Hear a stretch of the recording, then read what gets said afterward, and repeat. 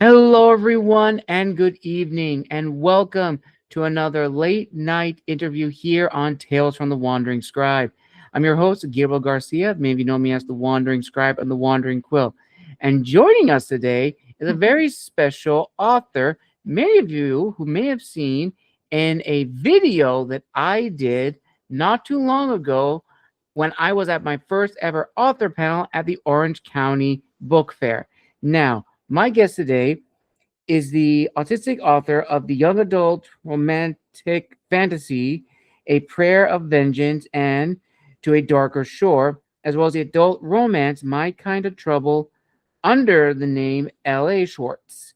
She has spent about half of her life at either the library or at the local theater, where she has played Lady Macbeth, Lady Capulet, Hera, and many, many more. Perhaps one reason she writes such vengeful, murderous girls is because of these performances. But who's to say? When she's not teaching English and poetry, she can be found baking Bizel, working with authors against book bans, and singing along to show tunes. And you can visit her on Instagram and Blue Sky, which I'll provide the link down below. So, without further ado, let us give a huge round of applause to our very guests today, author Leanne Schwartz. Leanne, welcome to the show. Hi, thank you so much for having me. Excellent, Leanne. I am so excited to have you here on the Wandering Scribe show.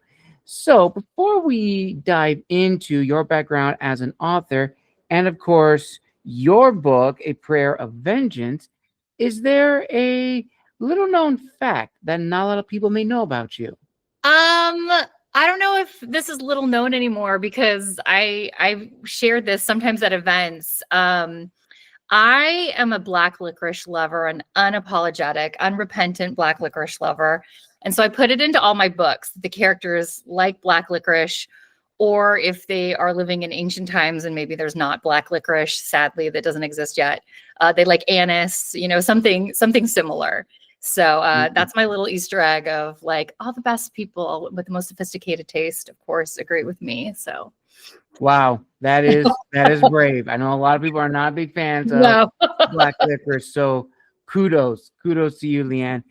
And without revealing too much about your book, in case this is the first time people are meeting you for the very first time, what can you give us as sort of a teaser of A Prayer of Vengeance?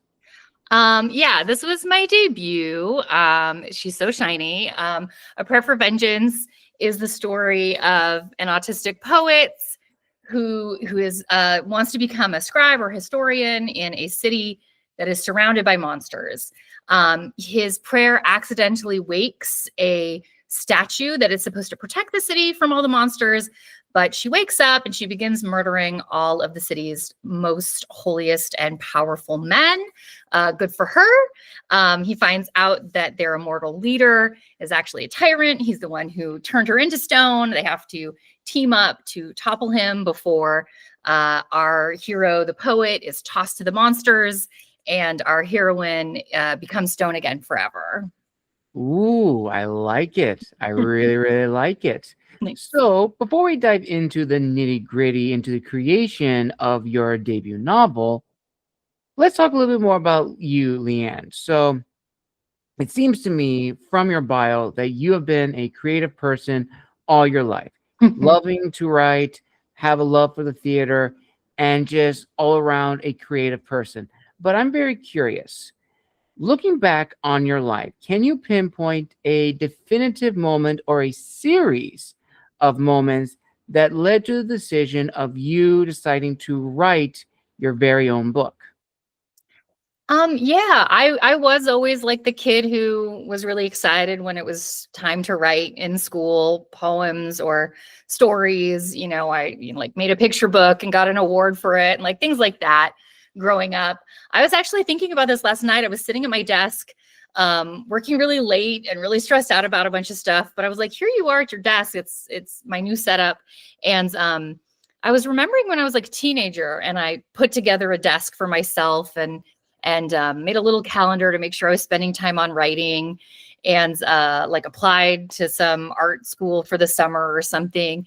And I was like, that was my dream. And I was kind of laughing. I was so stressed out, but I was laughing because I was like, you did it. Like I had been dreaming about this since I must have been like 14 or 15 that summer. So I don't know. I read a lot of books where the heroines were writers or wanted to be writers, and for some reason thought that was a good idea.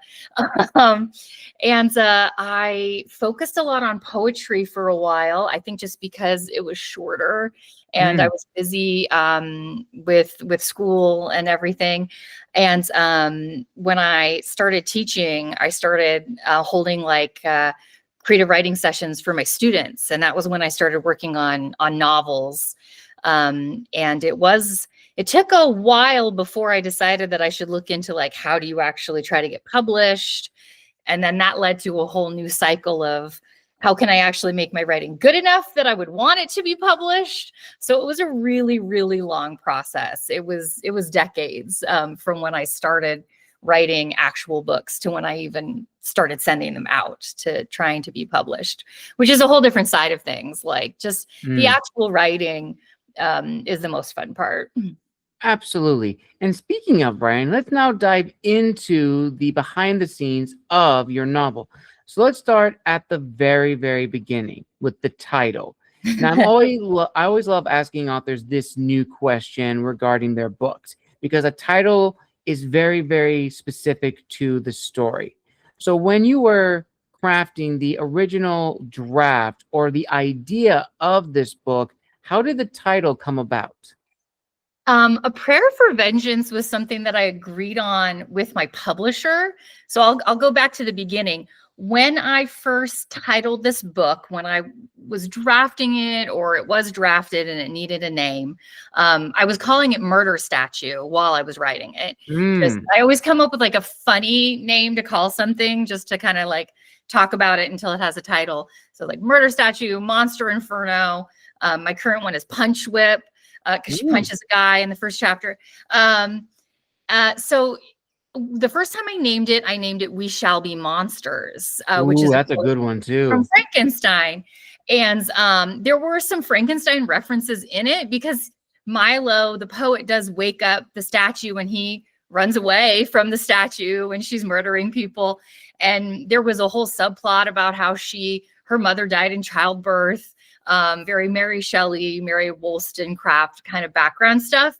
And then I was still querying the book. I was still sending it to agents when the wonderful Tara Sim announced a book called We Shall Be Monsters, which it suits her wonderful book so much better, which is an actual Frankenstein kind of reimagining. And so it had a new title, which was A Miracle of Runes. And it was like, oh, it's ancient Rome kind of setting, and the characters feel like runes, like that they're broken. And it's basically like, what if you had already lost the war? What do you do then? And then my publisher was like, we're thinking about when it actually sold, they said, we're thinking about a title change. And I was like, that's fine. Like, this book has not wanted to be titled. It keeps changing.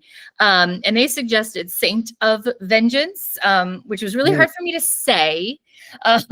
And the holy statues in the book are actually called sancts. It's a little more Latin. And so I was like, it's not the word that's in the book.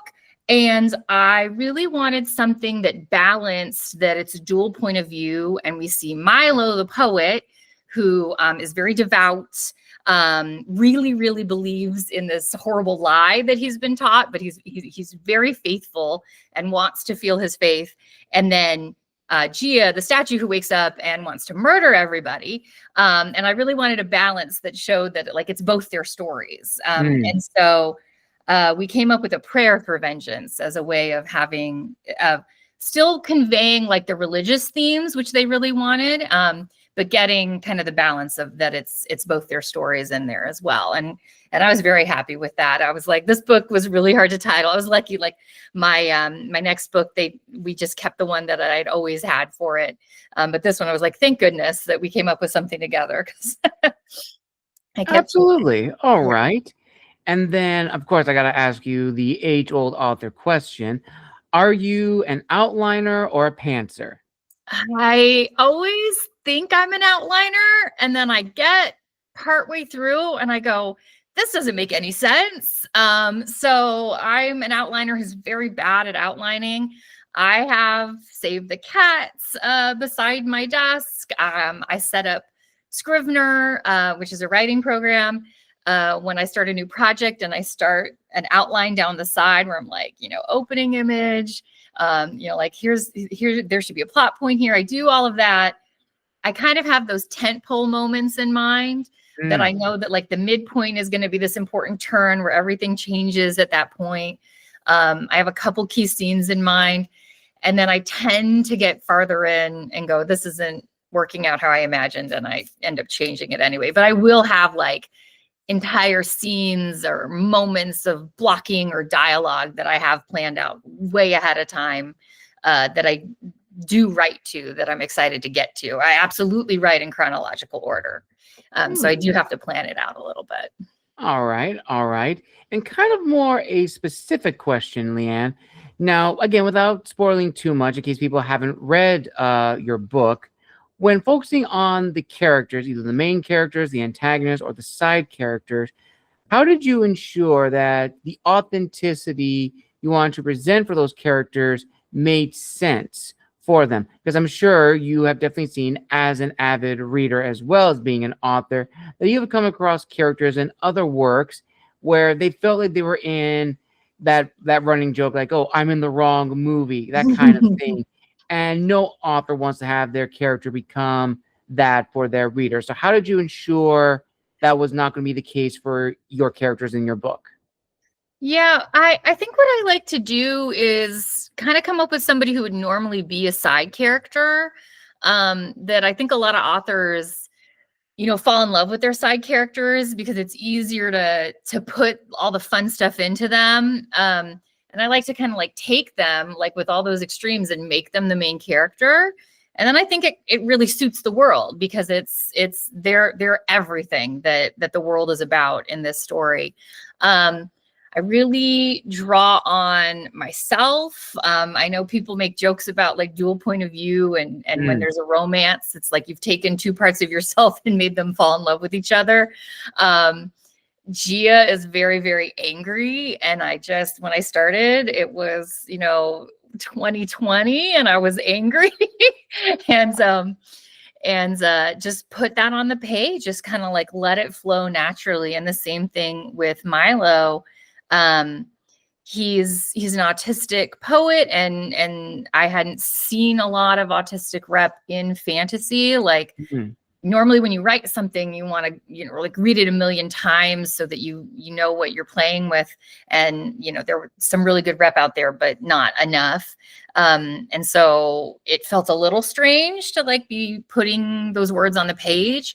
But again, I just tried to make sure that it was coming from me and that it was naturally me. It was authentic. And so I think that that's just human, and it would be true for any time or setting, as long as it is something that comes from you and not your idea of what people would be like in that time. Right. But just like that's humans have been the same all the time. They might have different kind of notions, but they're going to have the same emotional reactions. Absolutely. Very, very true. And still on the topic of characters, out of all the characters you introduce in your book, who would probably A, your favorite to flesh out, and B, the most challenging? Oh my gosh. My favorite, besides the cats, who I love that there's a cat in the book. I think that my favorite was Val, who's Milo's like adopted big sister, and big being the operative word. She's very tall. And they're orphans together. And so they grow up together, and she kind of like watches out for him. He's a little bit younger. And Val is just hilarious. She falls in love. What I really like doing with Val was that she's a warrior, but she also falls in love and wants to spout love poetry to people. So every time she showed up, her dialogue just flowed, and things just got funny all the time. But she's also just really protective and loving. And so just like a very real person just on the page. that was really fun to write. Most challenging was probably Gia. She started off as a mystery. I know, just the main character, just the person who has the most pages. She was really a mystery at first, and I was trying not to give away too much to the reader where she came from, so that the reader would be like, "Who is she? Is she a monster like that took over the statue? Did she wake up?" And only later you find out that she was just a girl. And then we revised it so that you know from the beginning that she was just the 16-year-old girl who got turned into stone. And that was really the moment where she started feeling like a real 16-year-old girl, not to like reading older. We made it so that she didn't realize how long she'd been trapped in stone. That she freezes, she wakes up, she thinks it's the same day, but it's really centuries later. And so that kind of bewilderment and the pain that she's going through, that she feels like so alone, that she lost this war for everyone, and she feels like, why am I here? And it turns out it's to murder people. But that it really took until that revision, like several revisions in, where I decided to just tell everybody all about her from the start. That I was like, okay, now we know who she is. All right. And still on this topic of characters, you actually brought something up that I would love to hear your thoughts on, Leanne, which I've talked with other authors on the show, and it comes down to writing younger characters. And a lot of authors that I've had on the show have struggled with this, because it's not so much describing the character, it's more so making sure, again, this authenticity, they sound like, they're supposed to be a 16-year-old character, not a 20-year-old. It's not 13 going on 30, where it's a 30-year-old in a younger person's body. That's a great plot device, but I digress. Making the character sound and act as they're supposed to be is not easy. I know that from first experience when writing my fourth book. My main character has a son. He's 10 years old. So I had to rewrite the entire dialogue for the son to where it made sense. Still keeping the same plot element in his speech, but making it realistic. But it was not easy. And I'm wondering if that was the same for you when writing your character. No, I'm just very immature. No. I grew up, there's kind of a joke about this in the book that Milo takes care of the younger orphans. And it's like a daycare. It's like Milo's Adventures in Babysitting. I grew up with a childcare in my house that my mother ran. And so I've always been around younger kids, and I am now a teacher.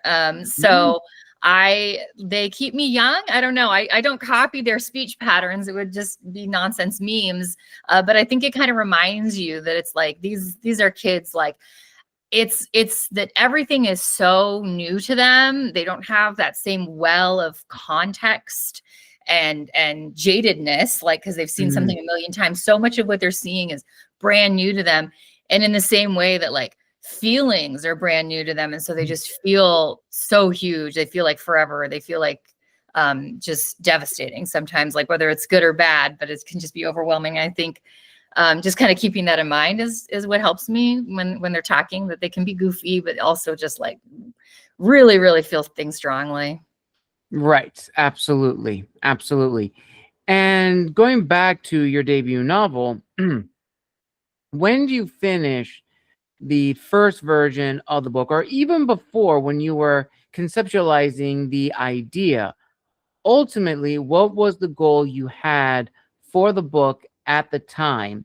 And secondly, what was the promise you're making to not just yourself, but your future readers?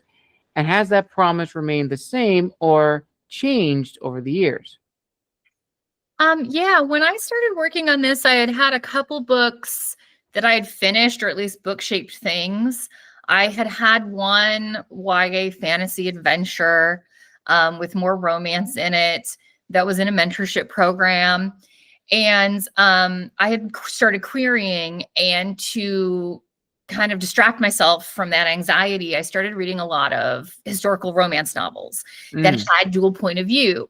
And so for this book, that was something that I wanted to do. I was like, I'm going to take that format of the dual point of view. You see both of them. You don't know everything about them, but you're going to see why they fit together so perfectly, and helping each other overcome what they need to then like win the day in this adventure. And so I wanted to do that with this book, and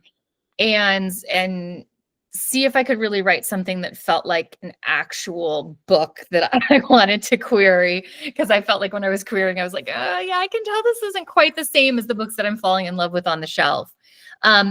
When I so that kind of leads to what I'm saying is the promise to the reader is that it is going to be a cohesive story, and that like I'm going to take you on this adventure. Like these two characters, like you can go with them, and that everything that they're dealing with, all of their pain and everything, like it's going to be resolved in the end. This was my I had written one on the page autistic character, but this was the first one that I sent out to people and shared a whole bunch with. And so for me, that having that representation, and saying that I was going to handle it, you know, with care. Hopefully, I had been writing autistic characters since forever without realizing it, and people kept asking me, and I was like, yeah, they are.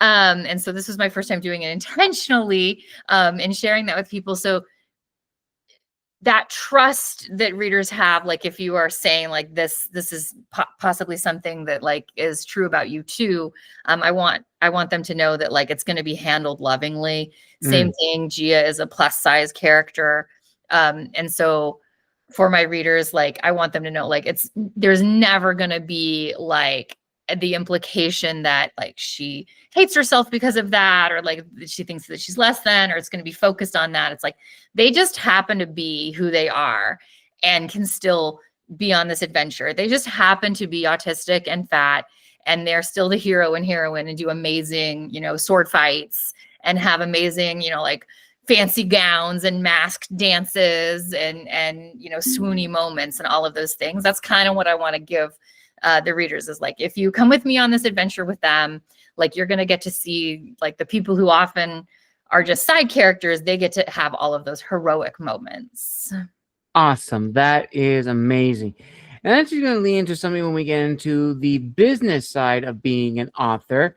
But before we get to that, there were a few more questions I did want to ask you in regards to the setup and the behind the scenes. Mm-hmm. Next one, of course, is probably the one question that every author dreads, which is overcoming the writer's block and dealing with imposter syndrome. For many people who say that they've never experienced either, you guys are, bless you. I mean, bless you. you guys are truly able to get your creativity down on paper. However, that's not always going to be the case with a lot of creatives. And I'm just curious, Leanne, how do you deal and overcome these two major issues that affect creative people? I think honestly, for writer's block, or feeling like, you know, like I'm not in there as an author, it's panic. It's sheer panic that if I see like the world is going on and like all these people are sharing their amazing books, and like I've got to get my story out, and I just know that like I have to turn off whatever other distractions are going on and face that page, and it might be horrible, but like I just have to do it. You just have to do it page by page, like 15 minutes by 15 minutes, because and then you will have your book, and you'll be so glad that you have your book. And it's just the panic of time passing and not having my book that makes me keep going. Another trick is, I do write in Scrivener, but in whatever word processor that you use, and literally just hit return a few times. And then I'm like, I'm not writing the book like that's coming down to here. I'm down here. I'm down here in this void. I'm playing. This is the playground. This isn't writing the book. It doesn't have to be good.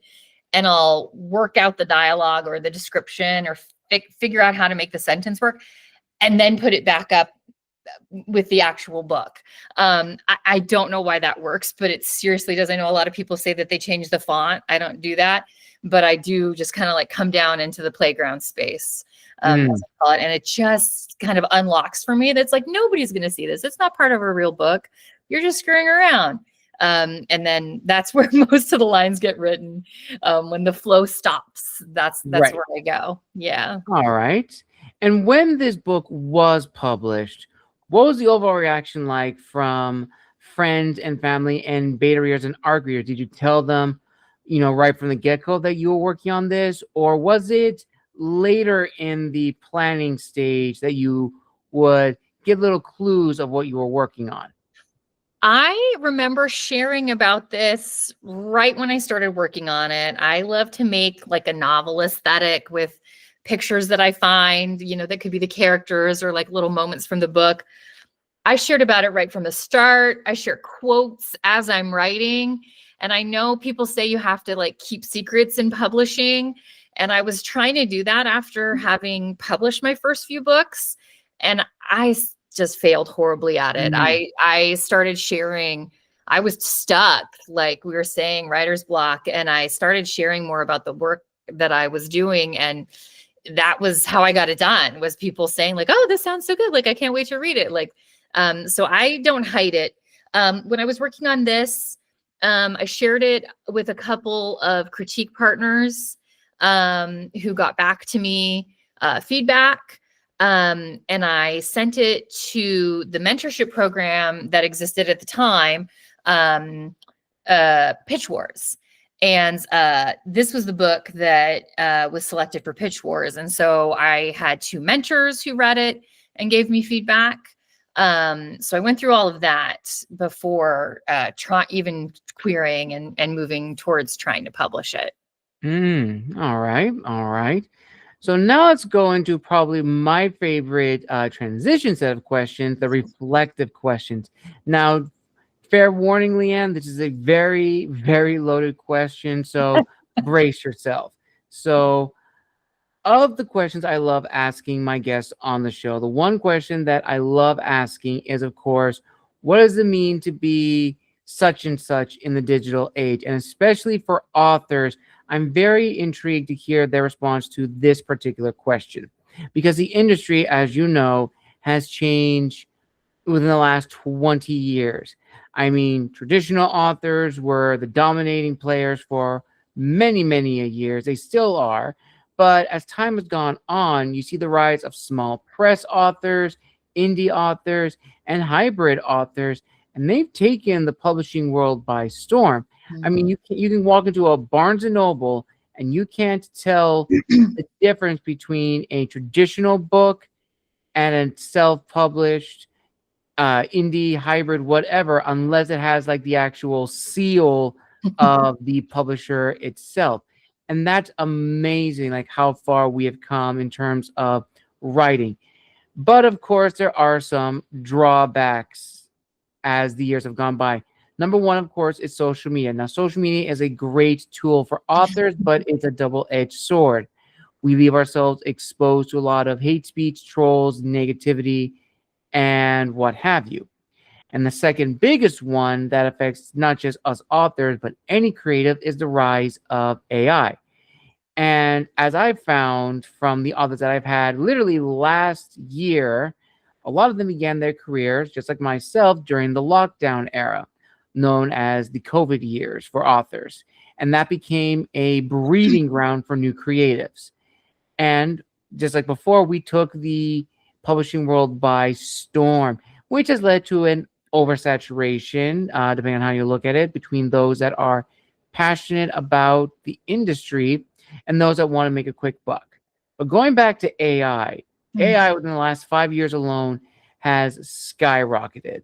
It was initially this experimental thing, and now it's in everything that we do. And AI as a tool can be useful. In fact, I've used AI to help refine my outlines or even give me a brainstorm. But even at that point, I have to do the work. And I think a lot of people, I think you would also agree, Leanne, is that generative AI is the main issue at hand, not necessarily AI itself, because generative AI creates a false sense of creativity and is mass produced. And I think we can tell the difference between something that's AI and something that isn't, either in the writing or certain words that are used or even the covers alone. But I digress. We are now entering this equilibrium of we want to support authors, but we also realize we're in this uneasiness where we go one side to the right too much, which in the case, let's say that's generative AI, a cyber dark age, that's going to completely shift the power dynamics. So ultimately, Leanne, my question to you is this. With all that said and more, what is still grounded and disciplined you to still stay true to the author you were when you began this journey all those years ago? Yeah, and I was literally just talking about that. My spouse is a computer programmer, and we were just talking about that. It's the Gen AI. You know, there's certain things that can automate processes in both of our careers, like so that you're not sitting there pushing buttons. But the Gen AI, yeah, because that's really, it comes down to like why I would never rob myself of the joy of creation. Mhm. And I think that feeling, even though I wouldn't want to be the author that I was when I started because she didn't know how to write very well. But I think that feeling of when you did create like a beautiful sentence or something that revealed the truth, a line that you were proud of, a poem you were proud of, that moment, like that's the only reason to do this, because social Mhm. media is so overwhelming. It's so draining. Um, I did not get into this to be on social media or to be an influencer. A lot of us feel the same way, that we just want to do the writing. And when I feel overwhelmed by all of that whole side of things, going back and just like getting into the quiet of just being in my document and creating something where it's me and the characters and the story that I'm obsessed with. It just makes everything go quiet again and reminds me it's like all of this other stuff happened, and so much of it is amazing of social media, of like getting to connect with people who've read your book, like the best feeling in the world.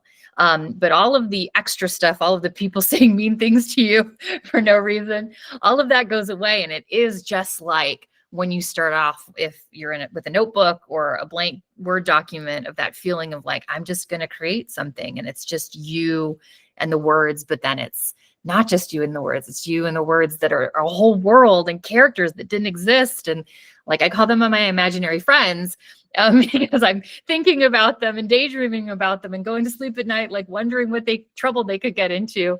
And just like getting back to that, I feel like there's nothing like that the Mhm. creativity, that's what's nourishing.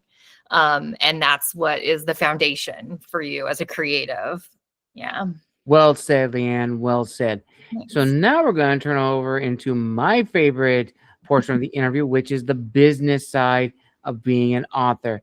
Now, as an icebreaker question for this set, when you began marketing your book, is there anything you would have done differently? And this could also apply to all of your works, including.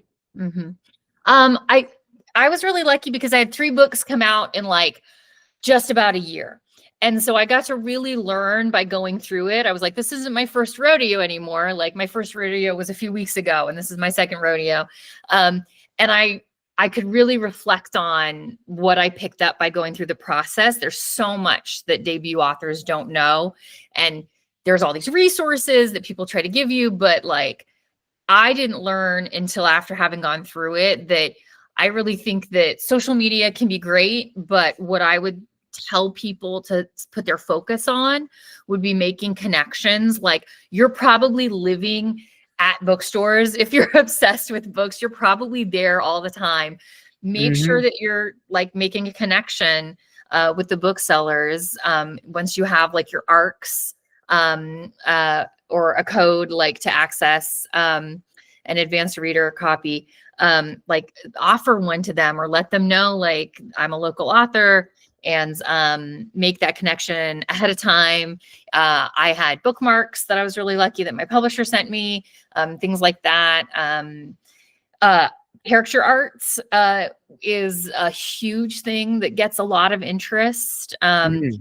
Character art that I always say, like, get the art that you're obsessed with. Like, it doesn't have to cost a lot of money. But if it's something that you love, then you'll want to share it. And I can't tell you how many people were like, this art, okay, I'm going to go check out your book.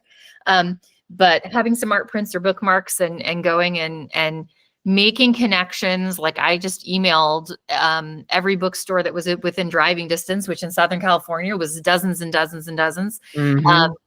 I didn't know to do that the first time around, but then later it really helps just to find booksellers who were excited for whichever book that it was that I was launching that time.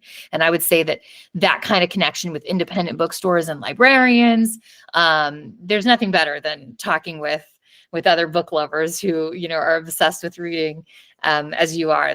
That's really where I would put my focus now that I know. Very true.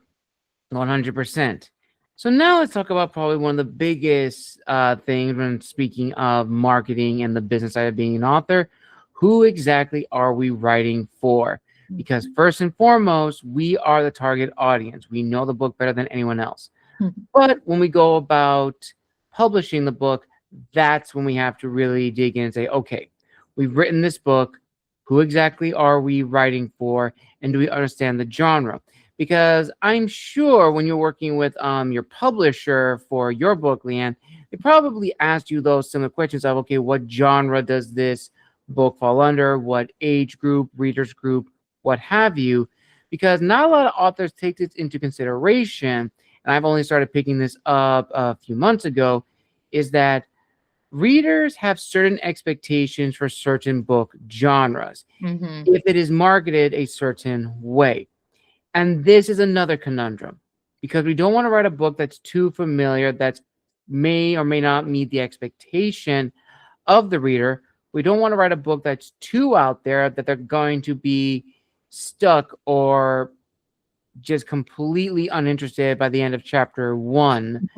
It's this tightrope act where we as the author have to find that nice equilibrium. So for you, Leanne, balancing that internally, did you have a good idea of your audience from the get-go, or did you have to work and do research and discover your audience from there?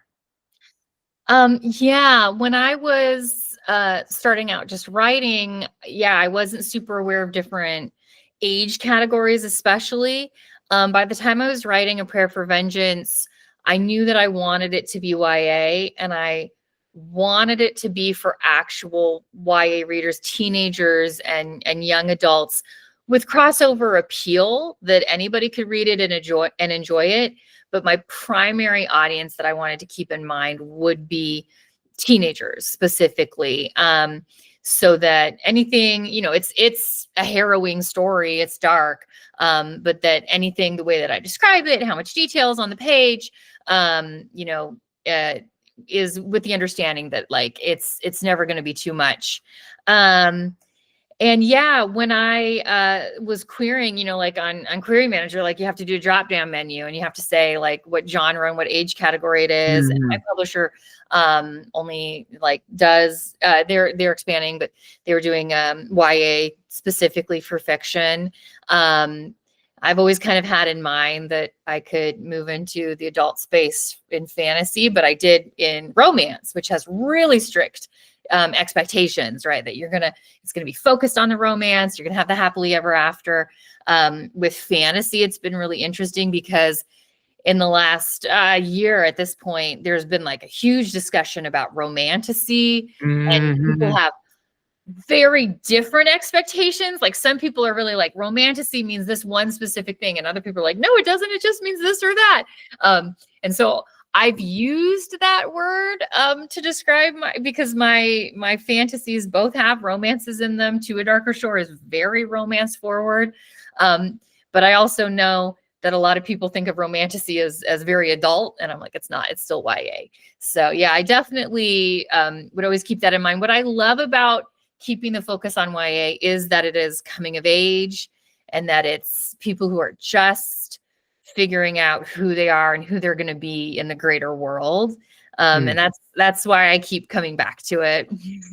Yes. And speaking of YA, I'd like to hear your thoughts on what a lot of authors have begun to see in the YA readership book or books that are deemed YA.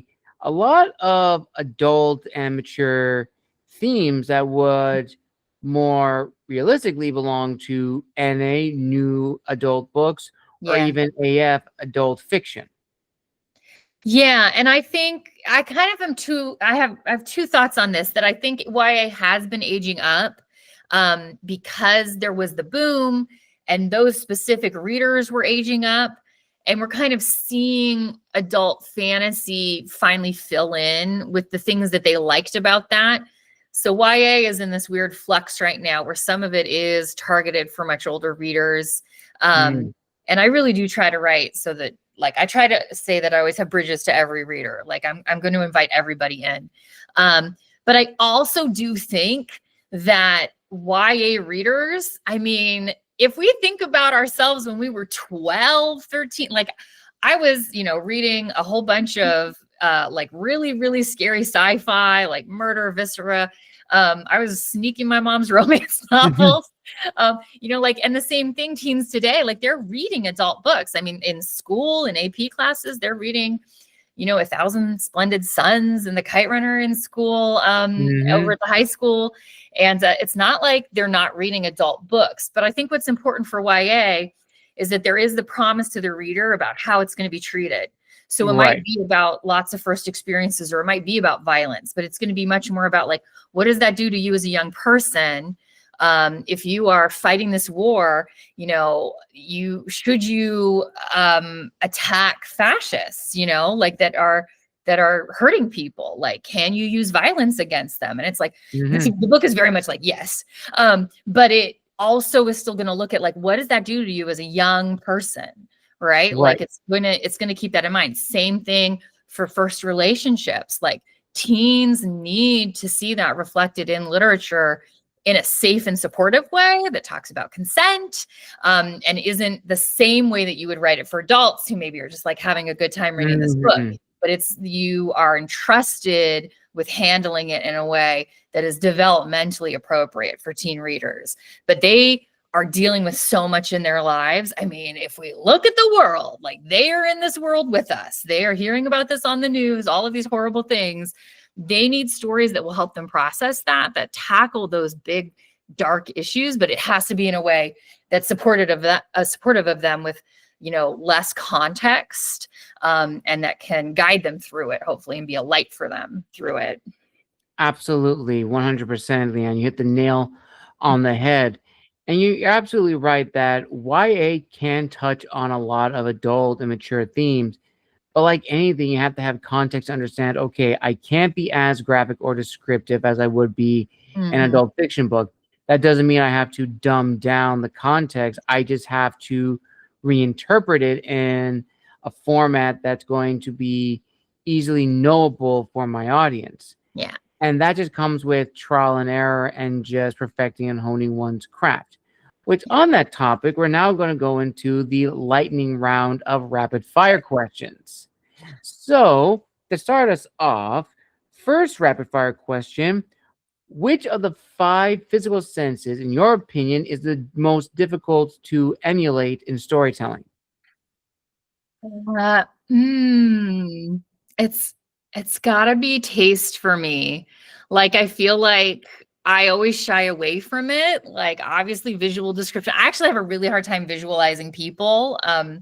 Autism, but so, like, faces don't exist to me. But I feel like a lot of people will write these amazing food scenes after I talked about always having licorice, but, like, and they'll talk about, like, all the different flavors and stuff, and I'm just like, yeah, no, I never do that. I do try to do a pass of revision where I try to hit. It's so easy to do visual, right? Where I try to make sure that I'm hitting all five senses in each chapter roughly. And taste, I'm always like, like, sometimes they can taste some dirt. I don't know. That's someone that I always seem to leave out.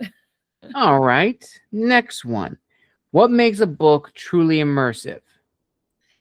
For me, it's that there's a character and it's their voice. and you're just living in their head. And it's like later, like you're reading and you don't want to put it down. And like later that day, it's like you just keep going back and you're in their head, even if you can't pick up the book yet. And then when you do finally get to pick it up at the end of the day, you're just like, oh yes, this is where I meant to be. You just like are living in between their shoulder blades right there with them. All right. All right. Next one. Well, this is a good one. Themes or tropes. And that could be what you enjoy as a reader, or for you as an author, do you include either or? I tend to write the tropes that I like, although I don't write a lot of love triangles, and I'm always still a sucker for them. I always think I won't like them, and I'm always totally sucked in.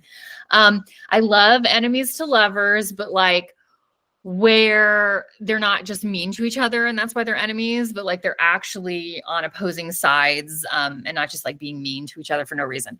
I love hurt comforts where one of them is hurts and the other person's taking care of them, and that's when they start opening up to each other.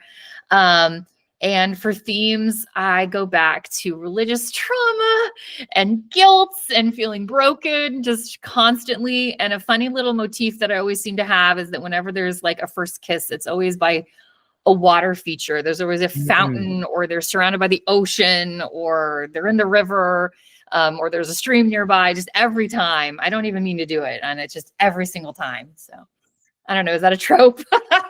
It works. It absolutely now. works. All right.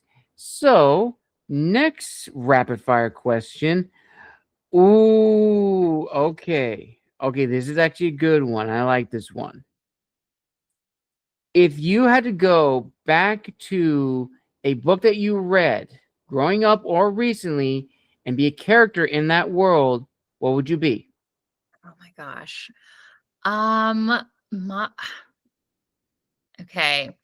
It would probably be The Perilous Guard. It was my favorite book growing up. It's like Perilous Guard, High Rise. I feel like either no one's heard of it or it was like their favorite book and they were like, I was obsessed with it. And she's sent into the wilds of, I think, northern England. I don't remember. And she discovers like the fairy folk and everything. Like it's during the reign of Mary, and like Elizabeth is imprisoned and she gets sent, she meets the fairy folk. And yeah, I just think that would be a cool world to be in a world where the magical people have been literally sent underground, right? But it's kind of a question of like, are they evil? Like, okay, yeah, they did some kidnapping, so probably evil, but also like that question of that there's like two layers to the world. I always really love that. So I would want to live in a world like that. All right, all right. Let's see. What's the next one? What's another one? Ooh, okay. Here's another good one. For your main characters, you can list the top 3. If they had a theme song or soundtrack associated with them, what would they be? Milo from Prayer for Vengeance would be Hosier's Take Me to Church. He is very much somebody who is devoted to whatever he believes in. And when he meets Gia, it's all about her. He is devoted to her. And he's not sure if he is feeling just scared or maybe attraction when she's so scared. He's down for it. Gia would be Killing Boys from the Jennifer's Body soundtrack. Okay. Especially the opening line where she's like, I'm not killing people, I'm killing boys. Like, it's fine. And the other character is like, no, I have to stop you. Like, I can't let you keep killing people. And that would be Milo. And then sometimes he's like, maybe you do need to kill someone. And then, oh gosh, who else? Val would be just like the biggest romance song, which I'm trying to think of which one I've been listening to lately. Probably I forget what his name is, but just like a sweeping romantic ballad. Like it's just playing in her head at all times.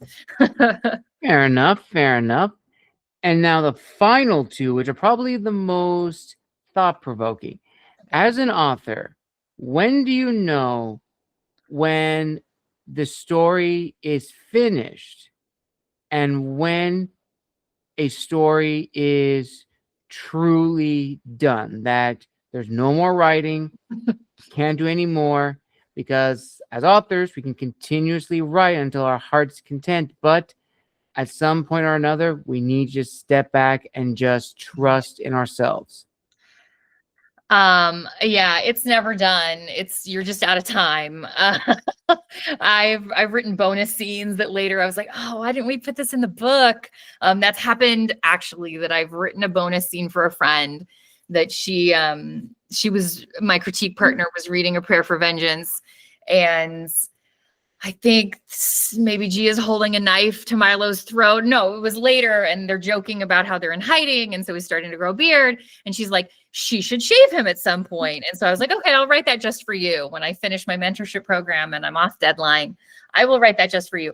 It's now in the book, right? So I thought I was done, and then I wrote it, and then everybody was like, no, you have to put it in the book. And that just always happens. I always love letting something sit and then coming back to it, or getting another read, and somebody will go like, what if you had a little bit more of this? And it almost always scratches an itch that I wasn't even quite aware of, that I'm like, yes, that's exactly what it needed. I could keep going forever. So it's really just like, you're out of time.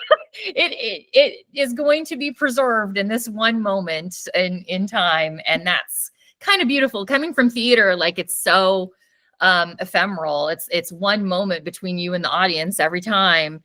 And so I try to kind of remember that about like that the book, it was a story that we told, maybe not around a campfire, but it was still like at this one time, and you could keep adding, but you just have to move on to the next story. Very true. Very, very true. And before we get to the end, there was a few last minute questions I did want to ask you, Leanne. And the first one, of course, is networking. Networking as authors is essential because it allows us to build our own team, whether it's ARC readers, beta readers, a street team, artists we have on standby who can create the book covers or character art, or even fellow authors who can give us some tips and tricks about the business and industry. So for you, Leanne, another two-part question. How important is it for new authors, especially to begin networking and getting in touch with others and making connections? And do you have any personalized shout outs you want to give to certain people who have helped you on your journey? Yeah, I do think it's important. I feel like it's, excuse me, been more important for me to make those author connections. I feel like it's important to have people that you can go to, that you can ask your questions because publishing is so big and so strange. You're like, is this normal? Or what are they talking about? You don't know what you don't know. But also, like, when you're having a hard time, it's important to have fellow authors who have been there and understand it. Trying to explain it to somebody who's not a writer, they won't understand what it's like. It can be really good. Like, I mostly, like, I'll do this to other people, and people have done this to me. I'll be a fan of somebody and like, chat them up at an event. The same thing, people have slid into my DMs, like, I read your book and now we're friends, and that can be great, because then if you are putting together a panel for an event, you know who's like around, who's in that area. And the same thing, that I've been very blessed that people have invited me to join them in conversation or for cons and things like that. And yeah, publishing is very, very small, and it really runs on favors, not in the way that a lot of people think, in that, like, oh, if like you have an in, like, that's how you get your book published or whatever. But just, anytime we're doing a blurb, that's somebody doing unpaid labor for you, but we do it out of love, that like, we love the stories and we love you. And if that's something that will help them, then I always try to do it. And secondly, you got to have your ride or dies, like people who will be there. You're going to be jealous, you're going to despair, but you're going to have your people that you're always there for. And mine are Kate Baumer, whose her trad debut is out in just another month. Ooh, all right. The Faithful Dark. Her launch is coming up. It's about a dirtbag angel and a sadistic priest and a cat lady who is just the sweetest person in the world, and deserves better than what she gets. And my other writer die is Heidi Christopher, whose book is out now. It's called Lies the Dirt Keep.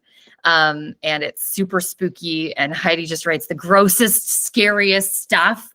And we all read each other's stuff, but then also we write what we like, and you can just be there for each other, even if I write gross romance that some of them wouldn't want to read.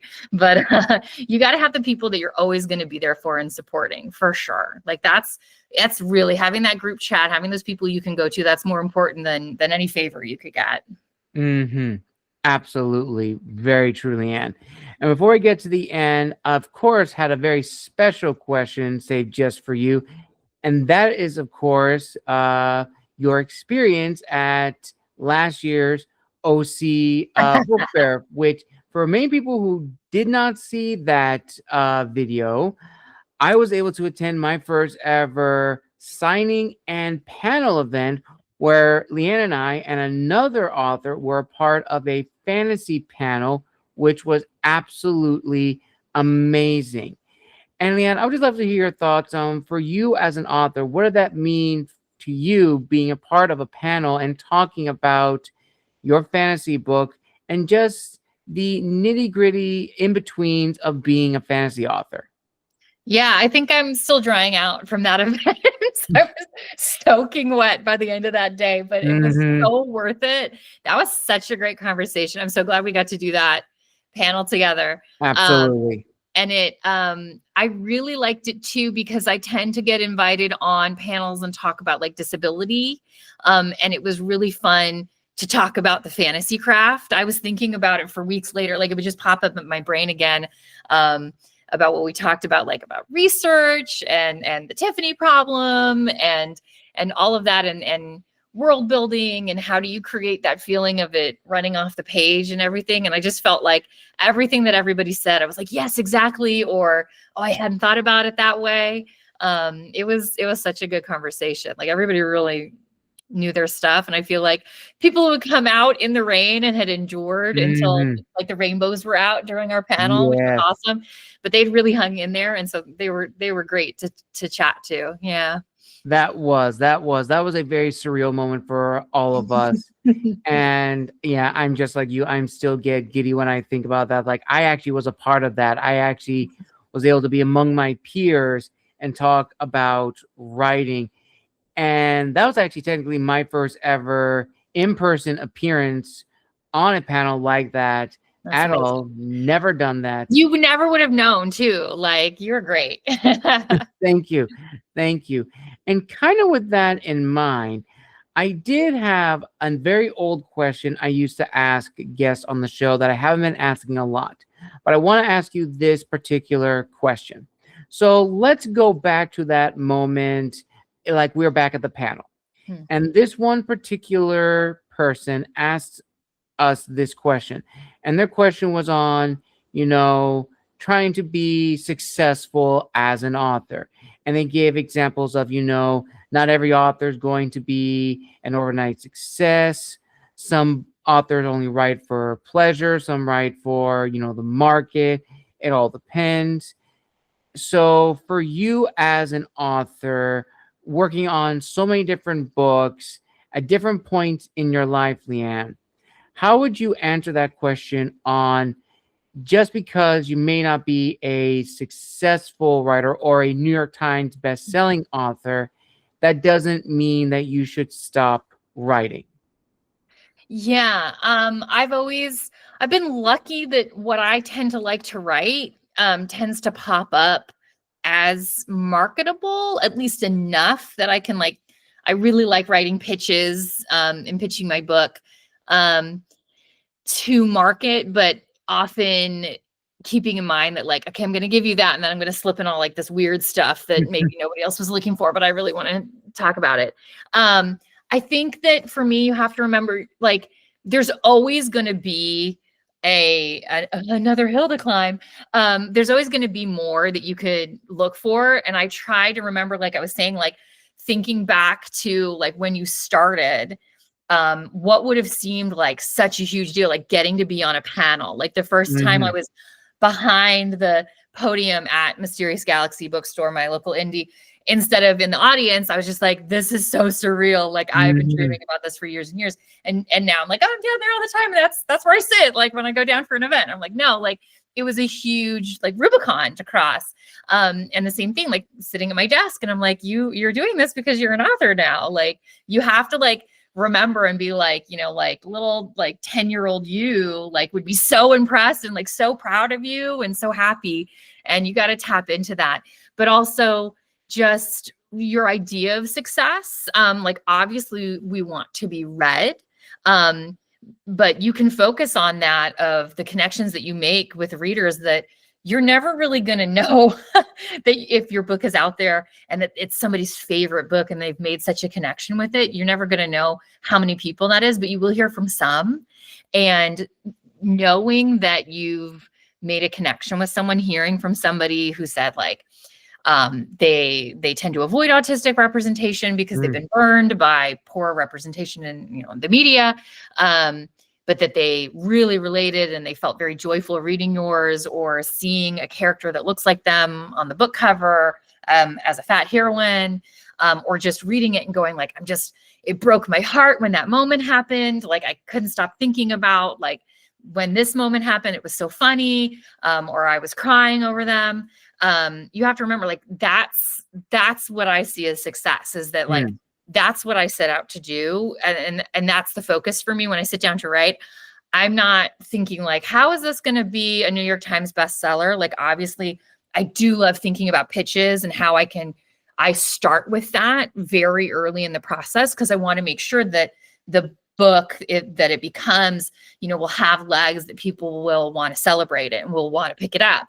But for me, what I'm focused on is I want to make readers feral. Like I want to make them absolutely go bananas for these characters. I want to give them a moment that they're just like yelling and throwing the book down or like kicking their heels.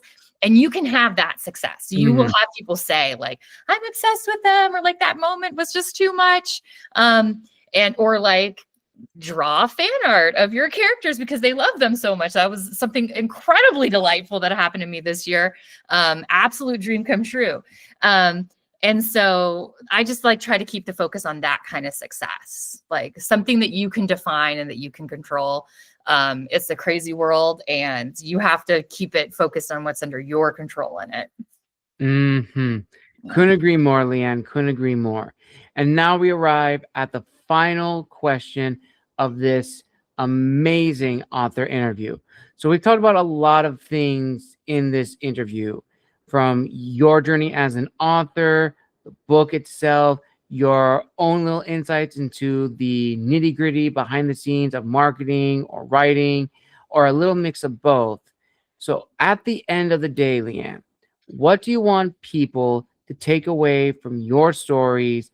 And what pearl of wisdom do you want to instill in not only your readers, but the next generation of authors?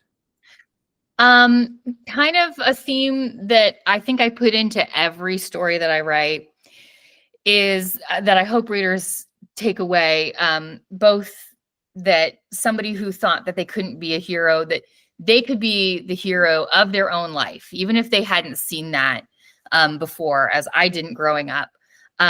See people exactly like me as the heroes and not ridiculous or sidekicks. But the idea that you're not broken, right? But if you are broken, you're still worthy of love and you are still loved. Every single book is going to come down to that. And for authors, I would say be more weird. Like, no, more weird. Like, yeah, you're worried, like you're going to do that, but you think that's too much. No, like keep going, like go even further, lean into whatever makes you, be bold, go put it all on the page, and you can always dial it back if it ends up being a little too much. But when I have held back, I've always felt like that story didn't go where I wanted it to go. And when I've gone all in, that's where readers connected the most. So you can be weird and think that it's super duper weird, but the readers who are the right readers for your story, you don't need everybody to love it. You need those readers, and they will love it because it's going to be what they've been looking for. It's going to speak right to their heart, because the world is large, and all the things that you think make you weird, there are actually so many people in the same boat, and they're going to be so excited for your story. Very true. Couldn't agree more, Leanne. And on that note, viewers and listeners, we conclude this amazing late night author interview here on Tales from the Wandering Scribe. I want to give a huge thank you to Leanne for coming on the show, making her official debut. And hopefully this will not be the last time we have her on the show. So if you'd like to see her back, make sure to like, comment, and subscribe down below. And Leanne, thank you so much for coming on the show. I really do appreciate it. Where can people find you on social media if they want to reach out and connect, as well as buy copies of all of your works? And do you have any upcoming announcements, possible appearances for 2026 you would like to share? Yeah, thank you so much for having me on. This is so great. I'm so glad that we got to do this. You can find me on Instagram. I'm Schwartz Words, and I believe I'm the same on Blue Sky. And you can find, let's see, I've got A Prayer for Vengeance. I've got To a Darker Shore. Those are YAs. And My Kind of Trouble, which is the adult rom-com. It's a music fan retelling. All of those are available. You can go to my website at leanneschwartz.com. You can find them on Bookshop or Barnes & Noble, anywhere at all. You'll be able to find them. They are under Leanne Schwartz and L.A. Schwartz, so you do have to look for the adults separately. But I have a lot of crossover readers who enjoy all of them. And coming up, I'm going to be at a teen writing conference in San Diego, but I think you have to get a private invite to that. So my main one will be Love Lit Con, which if you're into romance, even if it's fantasy romance, that's going to be like a huge inaugural event here in San Diego. And I know a lot of people are coming down from all over Southern California. There's going to be just like everybody that you could dream of in romance is going to be there. And that's mid-February. I think that's exactly 1 month. I think it's February 13th, 14th, and 15th. So I will be there. I will be on a panel about neurodivergence, and I'm super excited for that. Excellent. I'll attach all that down below in the description of this video.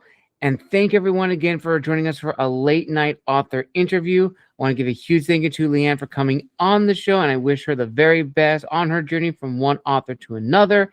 And as always, viewers and listeners, make sure to like, comment, and subscribe to stay up to date with all new episodes coming out later this week, as well as the weeks after. And until next time, this has been The Wandering Scribe and The Wandering Quill, signing out, wishing you all a wonderful evening wherever you are in the world. And we'll see you all in the next episode. Have a wonderful evening, everyone.